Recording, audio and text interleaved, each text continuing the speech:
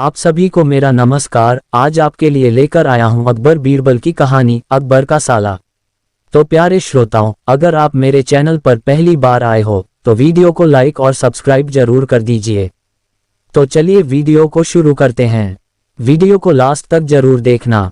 तो प्यारे श्रोताओं, बीरबल की चतुराई और समस्या का हल खोज लेने की कला के कारण बादशाह अकबर उन्हें बहुत पसंद किया करते थे। इसी वजह से दरबार के कई लोग बीरबल से जलन की भावना रखते थे।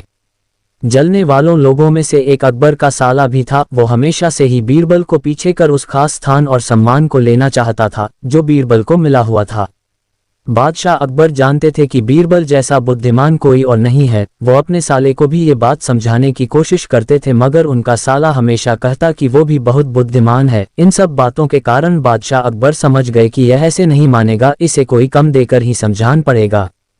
तभी बादशाह अकबर ने अपने साले से कहा कि तुम अपनी सूझबूझ से इस कोयले की बोरी को लालची सेठ दमड़ी लाल के पास बेचकर आओ। यदि तुमने ऐसा कर दिया तो मैं तुम्हें तुरंत बीरबल की जगह नियुक्त कर दूंगा। ये बात सुनकर अकबर का साला आश्चर्यचकित हुआ, मगर उसे तो बीरबल की जगह पानी थी। इसी सोच के साथ वो कोयले की बोरी को लेकर सेठ दमड़ी लाल के पास पहुंचा। सेठ ऐसे ही किसी के बहकावे में आने वाला नहीं था, इसलिए उसने कोयला खरीदने से मना कर दिया। उदास चेहरा लिए अकबर का साला महल में लौट आया और उसने बादशाह अकबर को बताया कि मैं इसे नहीं बेच पाया। इतना सुनते ही बादशाह ने बीरबल को अपने पास बुलाया। बादशाह अकबर ने अपने साले के सामने ही बीरबल से कहा कि तुम्हें सेठ दमड़ी लाल को यह कोयले की बोरी बेचनी है। बादशाह अकबर का आदेश सुनकर बीरबल ने कहा कि आप एक बोरी बेचने की बात कह रहे हैं, मैं उस सेठ को एक कोयले का टुकड़ा ही 10,000 में बेच सकता हूँ। बीरबल की बात सुनकर अकबर का साला दंग रह गया। अकबर ने कहा ठीक है, तुम कोयले का एक ही टुकड़ा बेच आओ। बीरबल कोयले का एक टुकड़ा उठाकर वहां से चले गए। बीरबल ने अपने लिए एक मलमल के कपड़े का कुर्ता सिलवाया, फिर उसे पहनकर अपने गले में हीरे मोती की मालाएं पहन लीं और साथ में महंगे जूते भी पहन लिए। इतना सब करने के बाद बीरबल ने उस कोयले के टुकड़े को सुरमा यानी काजल की तरह बारीक पीसकर एक कांच की डिब्बी में डलवा लिया। इसी वेशभूषा में वो महल के मेहमान घर में रहने के लिए चले गए। बीरबल ने एक इश्तिहार दिया कि बगदाद से एक जाने माने शेख पहुंचे हैं जो जादुई सुरमा बेचते हैं। सुरमे की खासियत के बारे में बीरबल ने बताया कि इसे लगाने वाला अपने पूर्वजों को देख सकता है। यदि पूर्वजों ने कहीं पर धन छुपा कर रखा है तो वो उसका पता भी बता देंगे।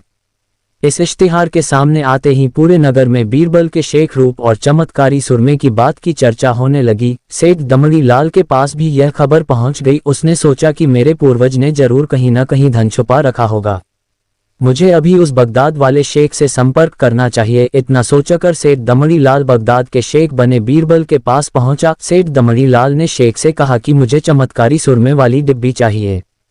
शेख ने जवाब दिया बिल्कुल लीजिए, मगर एक डिब्बी की कीमत 10,000 रुपये है। सेठ दमड़ी लाल बहुत ही चालाक था। उसने शेख से कहा कि मैं पहले इस सुरमा को अपनी आंखों पर लगाना चाहता हूं, अगर मुझे अपने पूर्वज दिखेंगे तभी मैं आपको 10,000 रुपये दूंगा।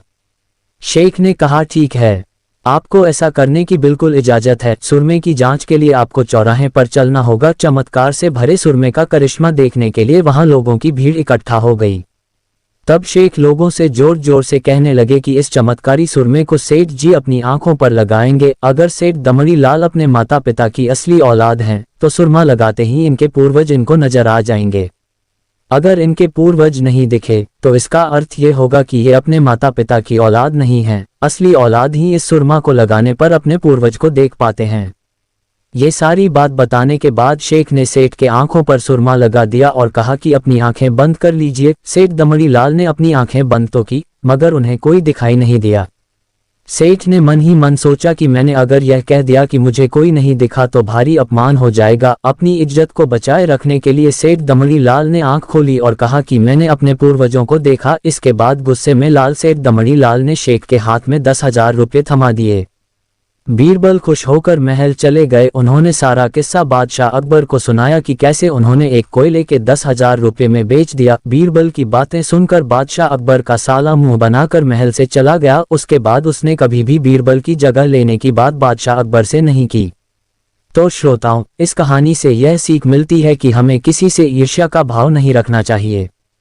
तो प्यारे श्रोताओं, उम्मीद करता हूँ आपको वीडियो अच्छी लगी होगी। तो वीडियो को लाइक कर दीजिए, सब्सक्राइब कर दीजिए और बेल आइकन को दबा दीजिए ताकि मेरी आने वाली वीडियो का नोटिफिकेशन आपको सबसे पहले मिल सके। धन्यवाद।